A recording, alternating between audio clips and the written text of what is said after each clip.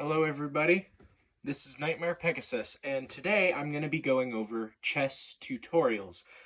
Now, do keep in mind, I apologize, my white pawn seems to have gone missing. I don't know where it is, sadly. I've looked everywhere, it's not in the box. Wish it was. But today I'm going to be showing you guys the basic rules to chess. Now, chess isn't for everybody, but in my opinion, it's a great way to relax. It's a strategy game that gets your mind thinking, and a lot of people believe that playing chess a few times a week or even a few times a day will actually increase your IQ because it increases your brain.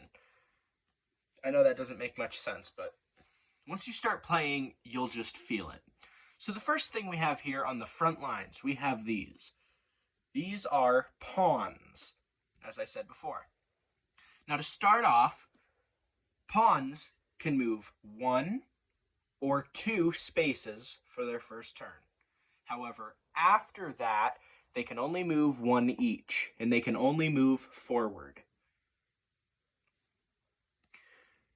Now, if a pawn happens to get blocked like this, then neither one of these pawns can move. They can't push past each other. However, if one comes up on the side like this, depending on whose turn it is, if it's white's turn, pawns can attack diagonally. Now, if it was black's turn, black would have taken it out. That's about it for pawns. Sometimes it takes a little bit of practice to get used to, but it's generally easy. Now, pawns, it's okay to sacrifice them sometimes. Everyone has their own strategies. Mine, I like to use my pawns as bait. But what you really want to do is, as soon as you start the game, you want to get most of your pawns to the mid-section of the board.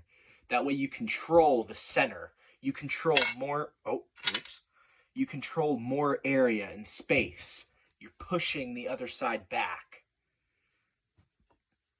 Now, pawns are generally the only pieces you can move first. However, knights, you can move first as well. Knights are going to be these little pieces right here. They look like a horse. Here's what the white ones look like. They're just clear. This is a clear and solid set instead of white and black. Now, these move in an L-like shape. See here, they can go 1, 2, and then they have to go to either of the sides. So if you want to start off using one of your knights, again, the horse, you could start off by moving 2, and then you can choose to go to the left or the right. They always move in an L shape. So let's say I wanted to take this one, and I move him to here. And let's just say my opponent does this. Again, pawns can be moved twice or just once, but after their first turn, they can only move 1 at a time. 1, 2, I could go here, or I could go this way, or I could even go this way with my knight. In this case, we'll go here. And let's say he moves this pawn 2 spaces. I'm going to bring out my other knight to here. Now, why am I doing this? Because if he moves this pawn here, then I can take it out. To take out an opponent's piece, you need to make it so that your pieces can land on top of them. Like so. And now this piece is in danger. So most likely the opponent would move it out of the way so that my knight doesn't kill it. But if you recall, if I were to do this next turn, his other pawn, sorry, I forgot what it's called, could take out my knight. So as you can see, chess is a very strategic game and requires lots of thinking and strategizing. Now, you might not win your first couple times against your friends or your family, but don't get upset about it. I'd say I'm a moderate level at chess. Would I enter any championships? No, let alone win. Am I maybe the best kid on my block? You know, I'm up there. I've beaten most people, unless I come across people that have practiced for longer than me. Now, let's get to these guys. These guys are what's called your bishop. In case you haven't noticed, all of these are named after castle people. A pawn, a knight, a bishop, king, queen. They're all... Think of this as your army and your fortress. Now, bishops are unique. They can only move diagonally. However, unlike the knight that can jump over pieces, because they can jump over pieces as long as they don't land on them, none of the bishops, the rooks, none of them can do that. So if I wanted to move one of my bishops, I would have to move one of the pieces from diagonal from it out of the way. So either of these two to move this one. Now, the nice thing about bishops is you can move them only diagonally, but you can move them as many spaces as you want. So he could go here, here, here, here, or even here. Same goes for the other direction. Now, one thing I did forget to mention about the pawns. All your pieces can move backwards except for pawns. Pawns cannot move backwards at all. That's why I said before, if they happen to interact, you can't move them. You can't move them back. They just stay there until another piece takes it out. That leaves us to the guys on the far side.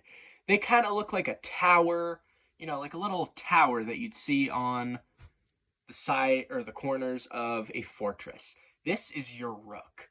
Rooks are the opposite of bishops. Instead of moving diagonally, they actually move vertically and horizontally.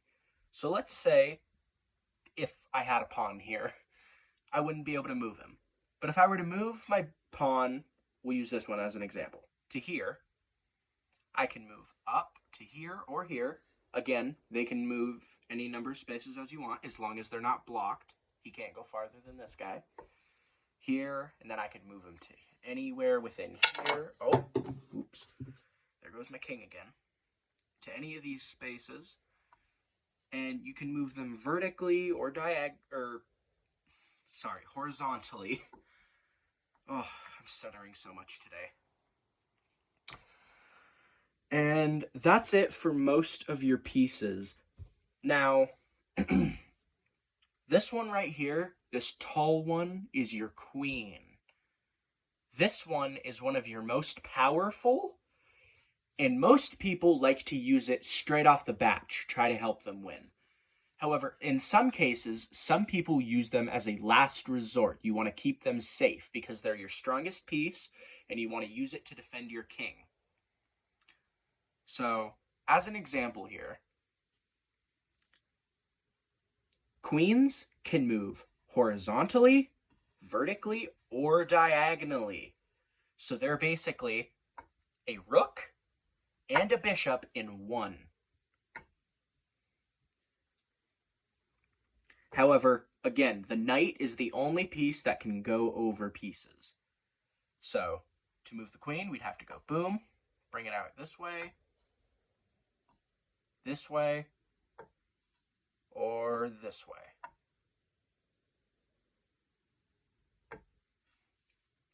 Now, for the number of pieces, you have a total of 8 pawns. I have 7, as you can see.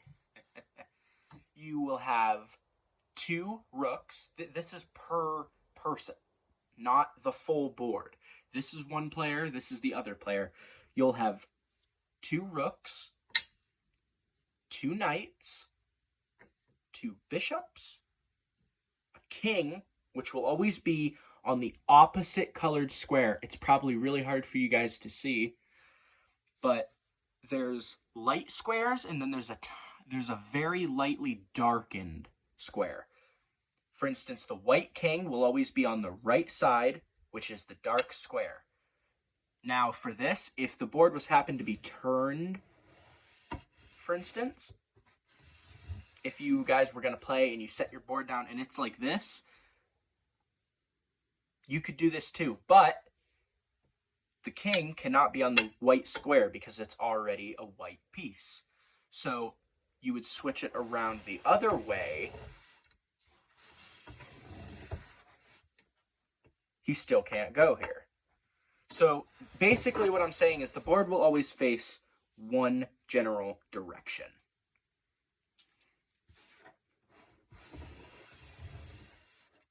So let me turn this back the way it was. If that's confusing to you guys, just comment down below and I'll help you understand it better. Or you can search it up on Google. And I know there's tons of chess tutorials out there, but I figured I'd make one because it's really fun and I was extremely bored and wanted to do something for my viewers. Now, let's see. I was going to show some gameplay of me going against myself. And yes, you can technically play chess by yourself. But when you're playing as two characters trying to outsmart the other, I know what you're gonna do, so it's kind of pointless. Let's say I wanted to play against myself here. I could go boop, and then this guy's gonna go here, because now I can't move up, or else he'll kill me. But I already know that's gonna happen. Or let's just see. I take my knight here. His bishop goes here. And then we'll say my knight goes here. Every single play, every single piece that moves opens a whole nother opportunity. You can have the next 5 turns played out depending on what your opponent does. Because if your opponent does something that you're not expecting, that's a good way to go down. You want to, at all times, keep a good eye on where your opponent's pieces are. Because I just messed up here. And now I have no pieces that can take care of his bishop right now. So he just went. Let's say I don't want to use my knight to kill him because then his pawns will attack diagonally. So that's not a good idea. We're going to move here. Let's say he wants to threaten my knight. He'll move his queen diagonally to here, and now my knight's in danger. So if I don't move my knight, he'll die. So we're just going to move him here. Now, let's say my opponent does something like... Trying to think of something.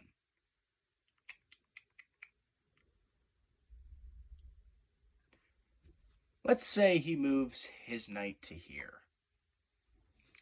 And I move my knight to here. That's not a bad move. And let's say my opponent wasn't thinking. If you're playing against someone who's very new to the game and they don't understand it quite all the way, let's say they take their queen and think, ooh, I can go down here and kill his pawn. Well, now his queen is defenseless for my knight to attack it. Or better yet, I have a bishop. That's another... Oh, sorry, wrong side. That's another way you could do it. Chess is full of all kinds of possibilities that you can never be ready for. I forget, but I used to be a real chess nerd, and I used to watch a bunch of championships. And I forget who holds the world record, but I know that the guy who holds the world record was trained by the previous chess world champion. So, if any of you guys have a goal to get up there one day, good luck. I don't think I'll ever get there, but if I have the chance to encourage you guys to work that way, that'd be great. Now, chess games, time-wise, some games can last hours. Championships, sometimes they last days. Believe it or not, some have actually lasted weeks. I know, that sounds crazy. Sounds absolutely crazy. But if you're playing a casual game of chess with your family or your friends, it's not gonna be weeks or days. It might be an hour, maybe 2 at the most. But casually, the only time you're gonna have a long game is if you're going up a professional and you also know what you're doing. Because again, it's about outsmarting your opponent. So you want to be able to try to outthink them, to trick them, to play them. You play them by using the pieces. Now, that's probably going to be it for today. If you guys do like this video, and I hope you do. Here's my bishop. Oh, that's right, I'm missing a piece. I forgot about that. If you guys do like this video, then please like it. And comment down below if you want me to do this again and you want me to see me play against a family member or a friend. You want to see me play against somebody. And then you can see how chess is played in action after learning the steps and the rules. But that's going to be it for this, guys. This is Nightmare Pegasus signing off, and have a great day. Goodbye.